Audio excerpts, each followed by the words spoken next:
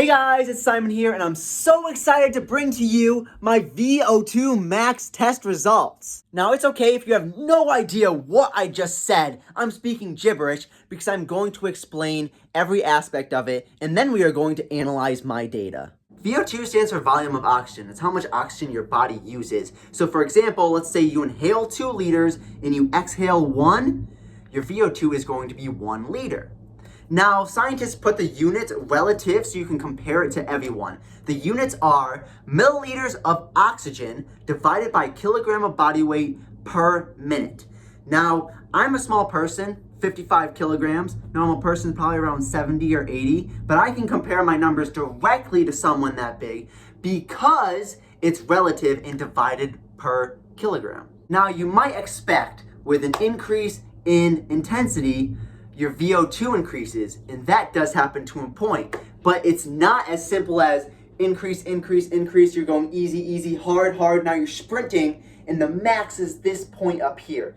No, eventually, cellular respiration, which is how you make energy using oxygen, is at its max capacity, and that's your VO2 max.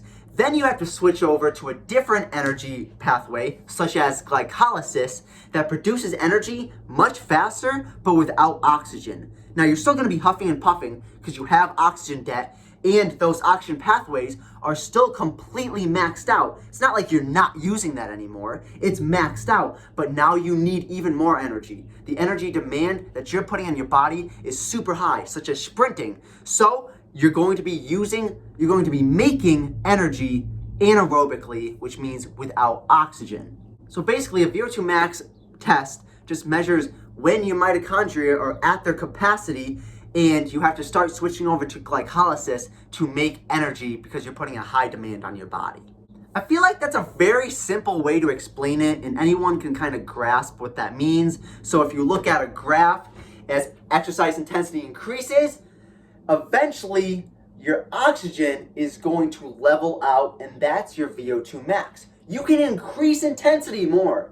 You can continue to go harder because there's different energy pathways to keep up with that demand.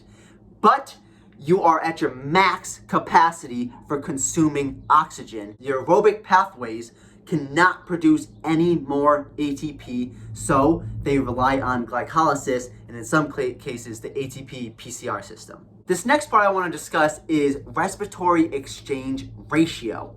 And this ratio can be anywhere from 0.7 and can even go up to 1.1. Fat takes more oxygen, but you can make more energy from that. And all respiratory exchange ratio is just taking your VCO2 divided by your VO2. We already know what VO2 is. Now VCO2 is just how much carbon dioxide your body's producing. So let's say you inhale 1 and you exhale 2. Okay, your body made 1 liter of CO2. Now your VCO2 is 1 liter. Now when you burn glucose, a sugar, a carbohydrate, it takes 6 oxygen molecules to metabolize that, and you produce 6 CO2. So what's 6 divided by 6? 1. Perfect ratio, very easy to remember. But like I said, fats take more. Fats take 16 oxygen molecules, but they actually produce 23 CO2 molecules. 23 divided by 16 is 0.7. That's how I come up with the 0.7 and 1 numbers. So if you're exercising and your RER, respiratory exchange ratio, is 0.85, you are burning 50% carbs, 50% fats. If it's 1.0, you're burning all carbs. If it's 0.7, you're burning all fats. I mean, that's a fairly easy thing to grasp. Earlier this semester, I did an RER test where I just walked on the treadmill, 3.5 miles an hour, 0% incline, 5% incline, and 10% incline.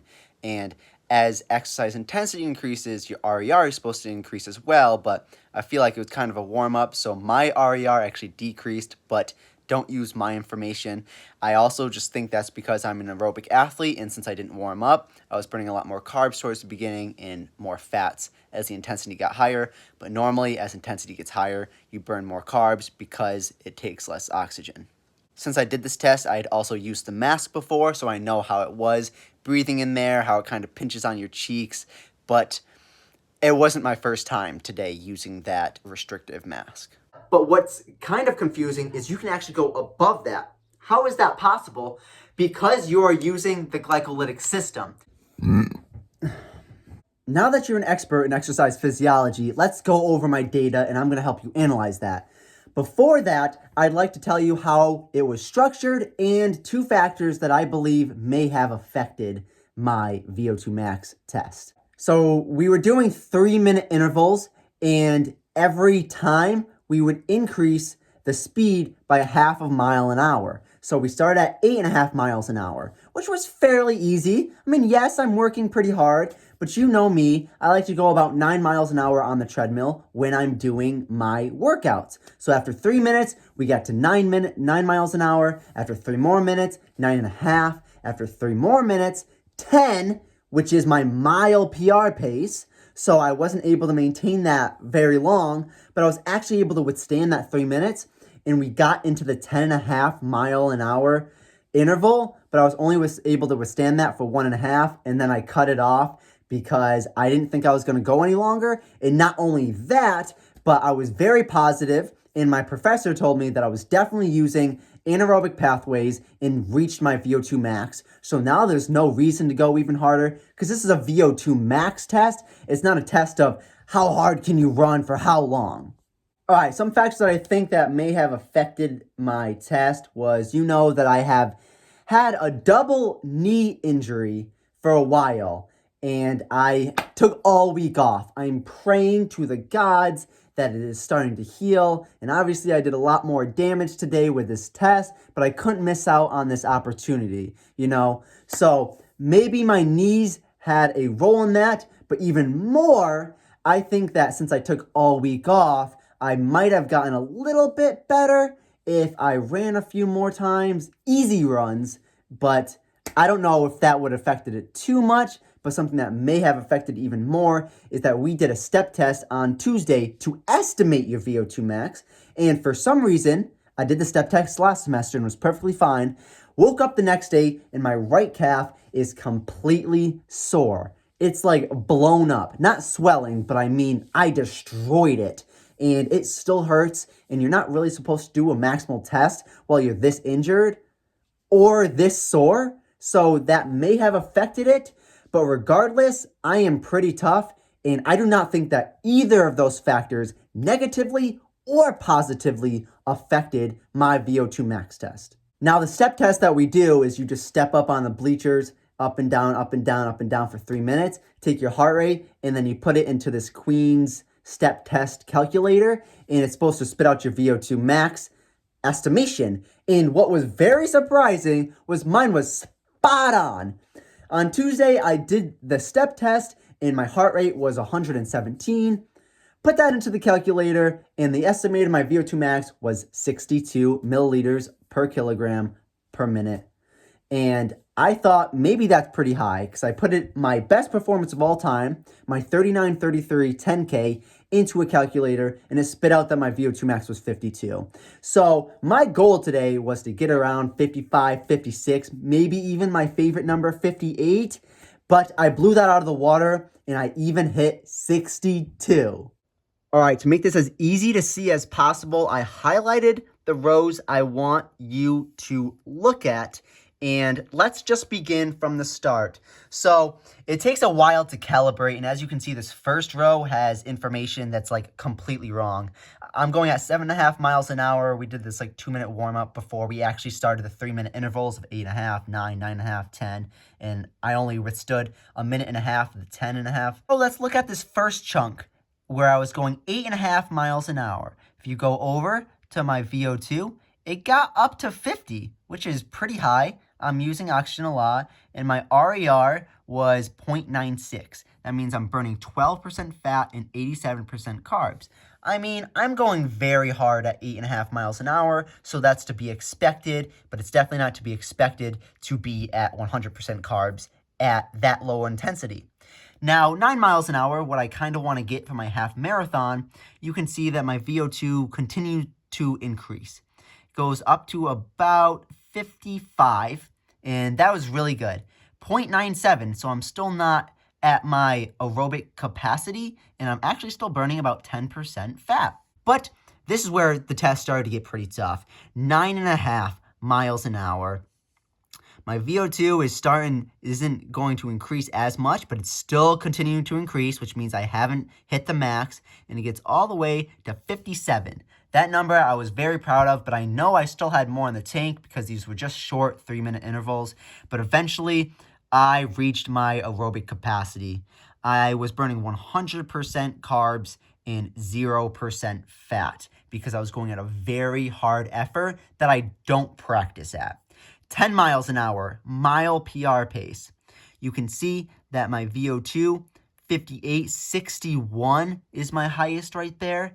And I'm even higher than 1 for my RER, which means I'm still burning 100% carbs, but now I'm definitely kicking into that glycolytic system, the anaerobic pathway to make more energy. But I still had a little bit more in the tank, and at 10.5 miles an hour, I was able to reach 62.85 for my relative VO2, and that is the number we took for my VO2 max. My RER was even higher because now I am definitely relying on that anaerobic pathway to make a lot of my energy, but it's really good to know that my VO2 max is 62.